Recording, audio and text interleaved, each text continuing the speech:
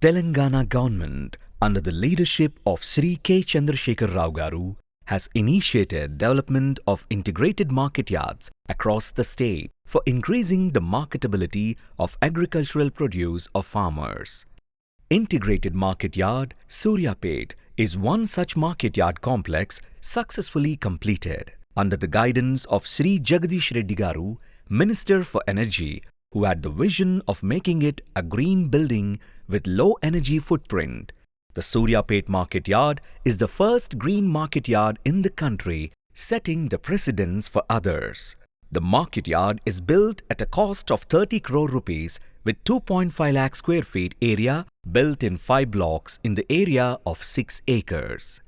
It has more than 200 shops, bank, banquet hall, administrative office, ATM, canteen for convenience of sellers and buyers. For the first time in India, the entire building of 2 lakh square feet has daylight for 9 to 10 hours a day, with Skyshade light pipes delivering light to all the shops in ground, first floor and offices. The central courtyard of 15,000 square feet is well lit with natural light with skylight. No need for electric lighting for 9 to 10 hours a day in entire building. The main building has 12 wide corridors with shops on 2 sides.